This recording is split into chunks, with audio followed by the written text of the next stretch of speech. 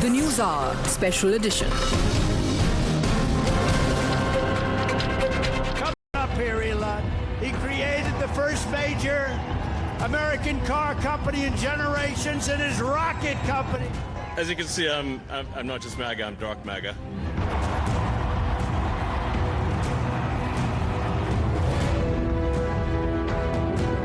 Elon is doing a great job. He's finding tremendous fraud and corruption and waste. The people voted for major government reform, and that's what people are going to get. They're going to get what they voted for. And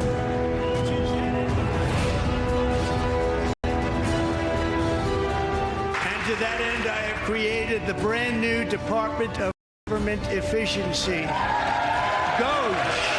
Perhaps you've heard of it. I'm going to buy. And I'm going to buy because, number one, it's a great product, as good as it gets. And number two, because this man has devoted his energy and his life to doing this. And I think he's been treated very unfairly by a very small group of people.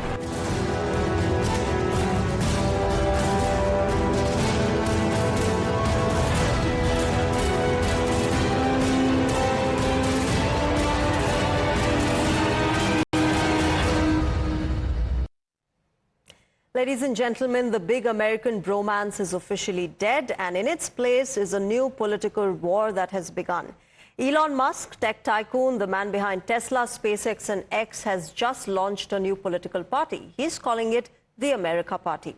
For Elon Musk, it's more than just a political project. It's a direct strike at American President Donald Trump. For nearly 2 years, Musk's outsider ally. He donated millions to Trump's campaign. He was appointed to lead the Department of Government Efficiency, or DOGE, which is a shadow cabinet role created just for him. He advised the White House on artificial intelligence, space policy and immigration. But the ties snapped violently over one bill. When Donald Trump pushed the big, beautiful bill, which is a massive $3.3 trillion tax and spending package, Musk went publicly nuclear. He called it an abomination. He said it would punish the productive and reward the politically connected. He openly accused Donald Trump of debt enslavement and betraying every principle of fiscal conservatism. Now, how did all of this come to what we're seeing now? On the 4th of July, Elon Musk put out a poll on social media platform X and asked, "Should I form a new political party?" The response was stunning. Over 1.2 million votes, 65% said yes. And by the next day, on the 5th of July, the declaration was made. Elon Musk had proclaimed the America Party is formed. We will give freedom back to the people, is what he has promised. Musk claims the party will represent 80% of Americans stuck between extremes. His core agenda: fiscal discipline, government transparency, free speech on digital platforms, tech-driven military modernization, skilled immigration reform. He has no presidential ambitions, is what he says. For now, instead, he's eyeing 2 to 3 Senate races and 8 to 10 House seats. A tactical strike to form perhaps a swing bloc in the Congress. Team Trump has been striking back. Remember, throughout the feud, Donald Trump accused Elon Musk of Trump's inner circle has been talking about reviewing federal contracts to Tesla, SpaceX and Starlink. Openly, of course, probing into the subsidies as well. And there was even a deportation threat on part of Donald Trump towards Elon Musk, despite Musk being a naturalized American citizen. Trump allies have quickly formed a new political action committee called FSD-PAC, full support for Donald. War chest specifically designed to counter Elon Musk's candidates.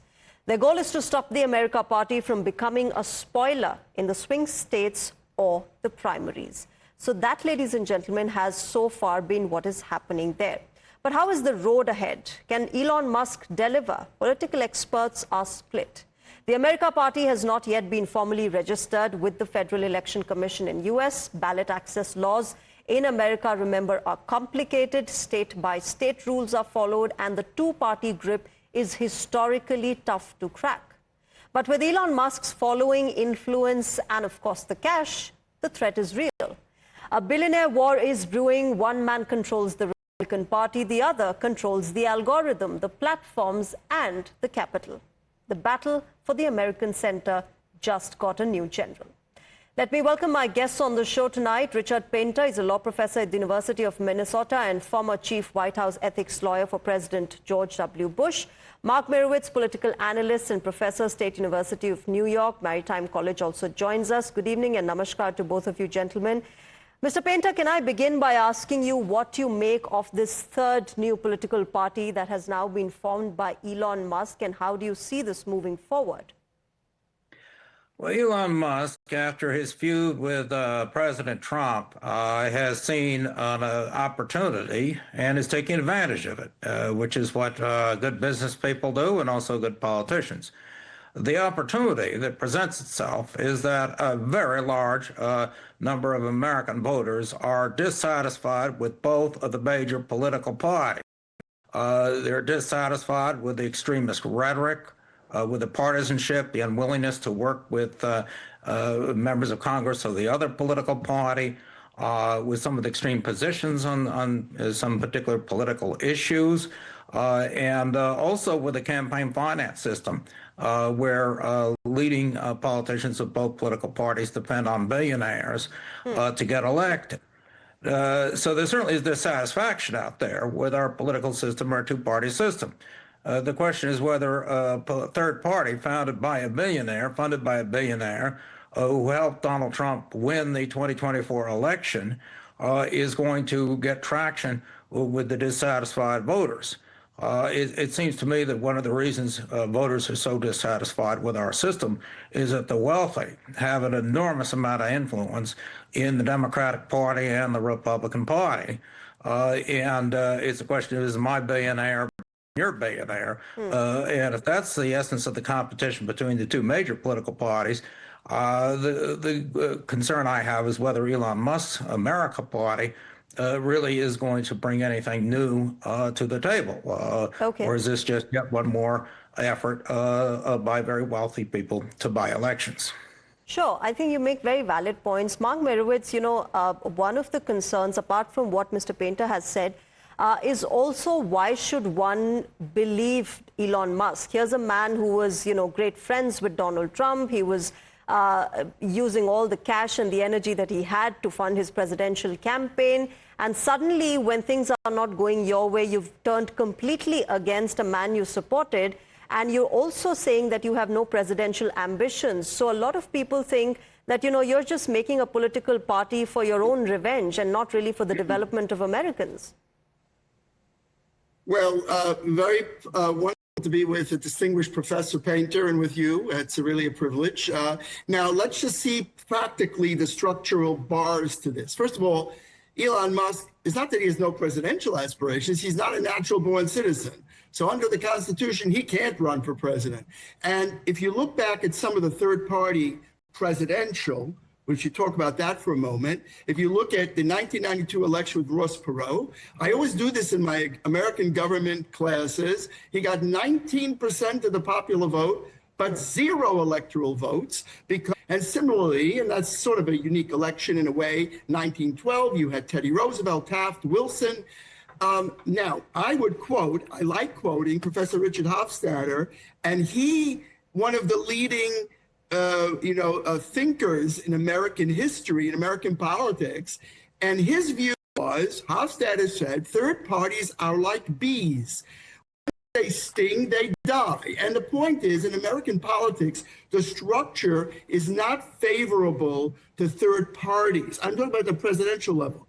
But also, Musk himself, if you recall, tried to dabble in American politics by supporting a candidate in the Wisconsin Supreme Court election and put tons of money into that, to the point of Professor Painter putting money into politics and trying to, influence elections. And he lost that election. Brad Schimmel lost the election. So I do think that while it is true that Americans are highly frustrated with the extremes in these parties and not happy with the parties, kind of the presidential candidate, it's not really true today that there's not a dime's worth of difference between the two. The fact there's a lot of differences between the two, and people are trying to place to be.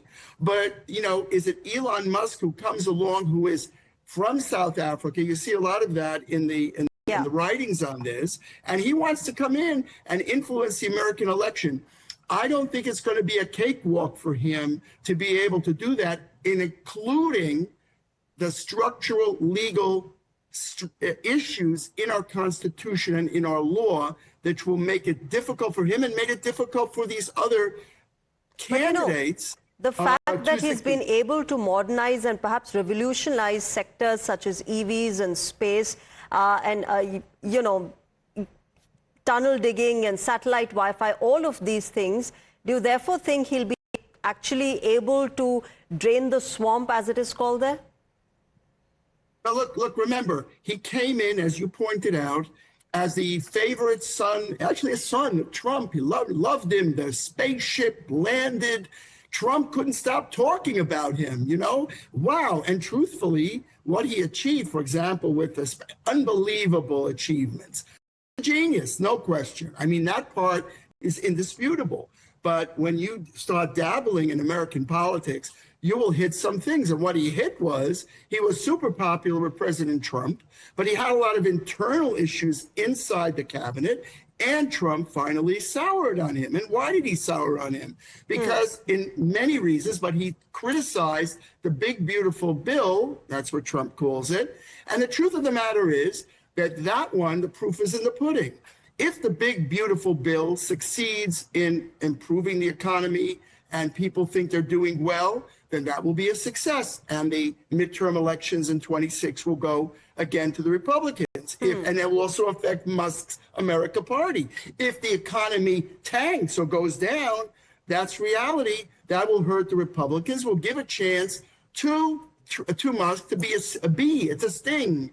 And to sting maybe both parties. So I think it's a success to take, you know, the presidency, control Congress, but it is a spoiler, definitely, and it will affect both parties, I think. You know, and that's what perhaps he is aiming at, you know, the fact that as of now, Richard Painter, as far as polls are concerned, they say that 40% of Americans support Elon Musk. This is, of course, after the big, beautiful bill and the reasoning that he's given to criticize it.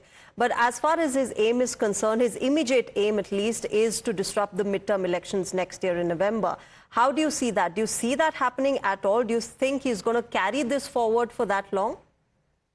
Well, we'll see who this new America Party decides to run for the U.S. House and Senate in the midterm elections.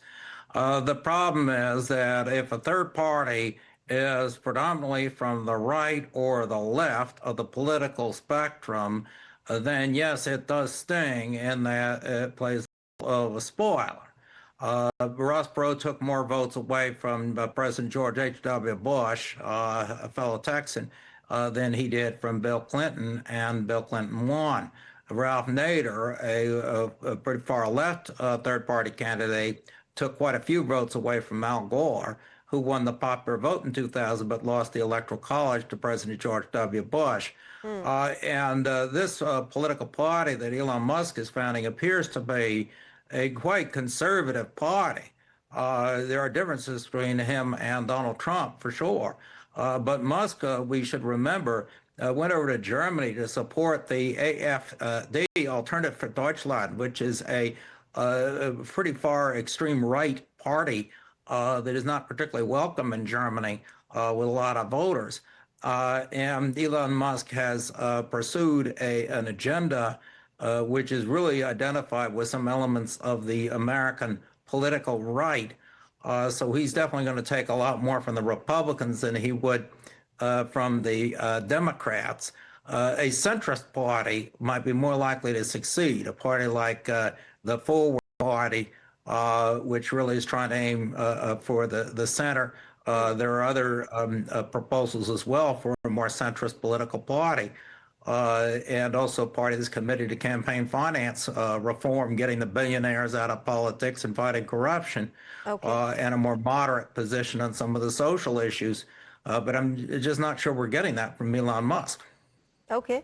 We'll have to wait and watch how this really unfolds and whether Elon Musk is able to achieve what he's set out with. In fact, you know, with all the flip-flops that happen from both sides, Elon Musk as well as Donald Trump, we'll really have to figure out how the next few weeks and months unfold in America and in its politics. But I'll leave it there. Thank you very much to both of you gentlemen, Mark Merowitz as well as Richard Payne, for joining us tonight and sharing your perspective.